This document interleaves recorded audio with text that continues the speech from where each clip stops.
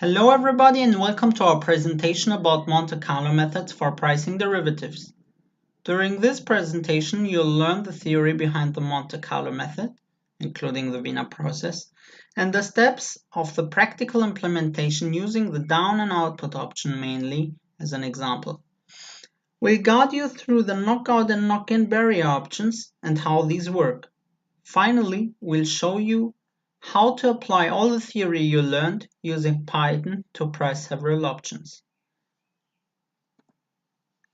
Let's start by a definition of the Monte Carlo method. The Monte Carlo method can be used to price derivative options as Asian options and barrier options, where the latter is part of our presentation.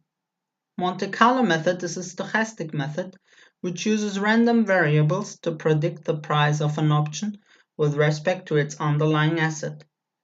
As you might know, any variable whose value changes over time in an uncertain way, meaning up and down, is said to follow a stochastic process.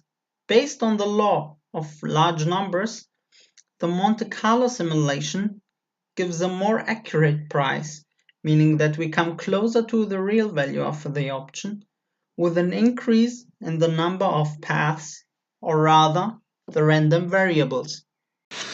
Knowing now what the Monte Carlo simulation is about, we can introduce the practical implementation as follows. First, we have to create a matrix with normally distributed random numbers with the assumption of a risk-neutral word. Then we have to calculate the payoff of the derivative, following by the calculation of the mean of the sample payoffs to get an estimate of the expected payoff in a risk-neutral word. Last but not least, we have to discover the expected payoff at the risk-free rate to estimate the value of the derivative.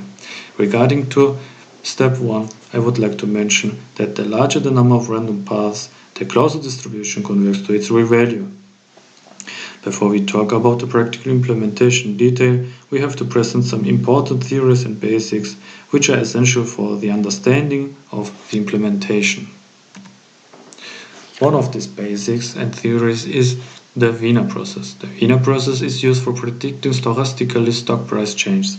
In the financial world, we are assuming that the stock prices are following a Wiener process. The Wiener process describes as a continuous time stochastic process possible changes. The Wiener process has two parts, as we can see here.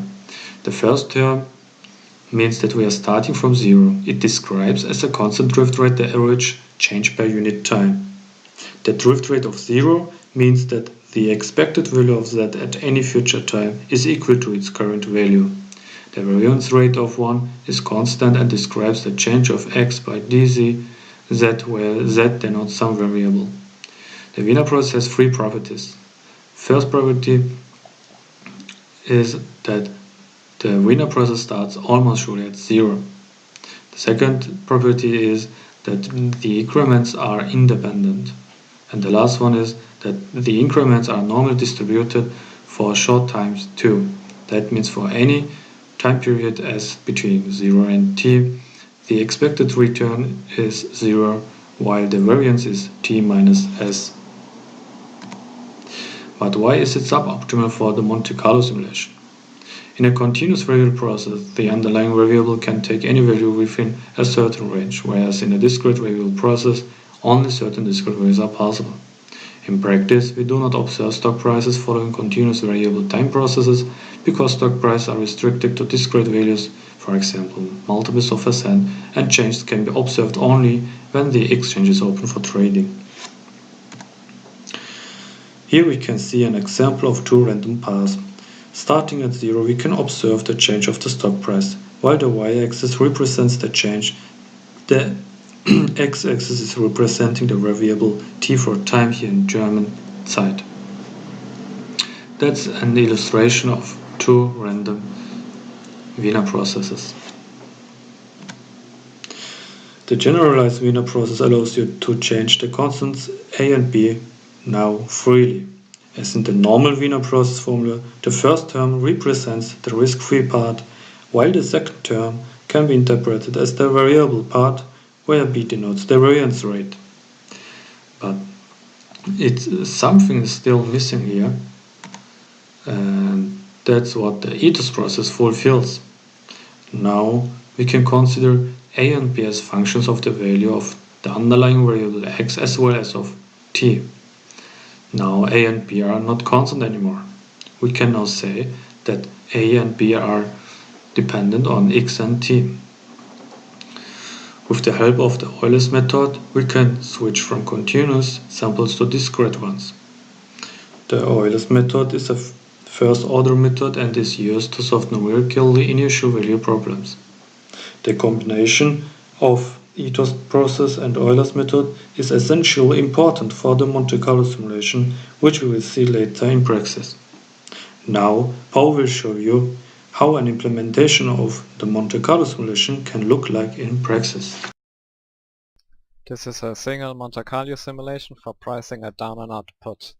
We start by declaring the variables. We have the strike here, we have our stock price, we have a historical volatility which we estimated.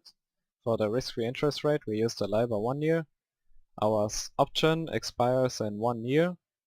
For simplification we only have 7 observations. The time interval between observations is then 1/7. Also for simplification we only have 10 paths for the Monte Carlo simulation. Finally, our barrier for knockout is 150. We first create a matrix with the dimension of path and observations, which only consists of standard normally distributed variables. We then apply the Wiener process and Euler's discretization to get the logarithmic increments of the stock price by multiplying the random number matrix with this and adding this to it. Then we insert the logarithmic value of the stock price in T0 as the first column.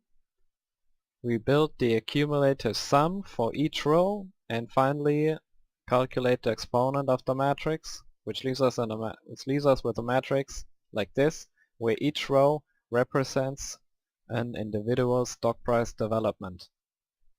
For barrier testing, we go through each row, and in each row we go through each observations and see if the value for the observation is below or equal to the barrier. If it's not, we store the last observed value in this row in a vector called subtrahend do put. We do this for every observation, and in a last step for the row we calculate the profit, and in this row it would be 0 because of course the value is above the strike and thus the put option would be out of the money and worthless. This is in the script it's done by a max function between k minus the subtrahend or 0.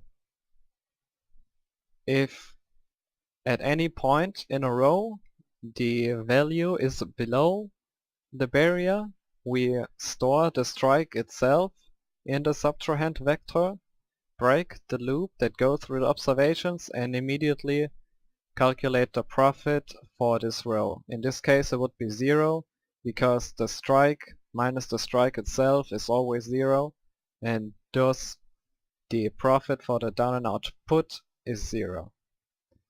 The price of the down and out put option is then simply calculated as the mean of the profit vector discounted using continuous compounding, and for this simulation we get a price of 57 cents for the down and out put option. For comparison we've included the price of a vanilla put option, and in this simulation it was $10.21. Of course, if you use more path and more observations, you get a more accurate price. We included in our paper a script that can price any barrier option multiple times. I'm not going to explain every step in here, but to calculate the price, or the prices if you wish, you simply have to call the function, which are all called UI call, UO call, and so on. And in the parentheses you specify how many Monte Carlo simulations you want to run. If you run it, the script stores all prices, their means, and the standard deviations in an Excel sheet. I'm going to show you.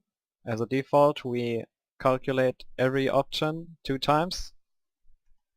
Just going to run it. Our working directory, you have to check for yourself if you want to run it, is uni_mmfe, which is this folder. And this is our Excel sheet we get. For the up and in calls, we get 2 vary option prices, 2 vanilla prices, their mean, and their standard deviation. Thank you.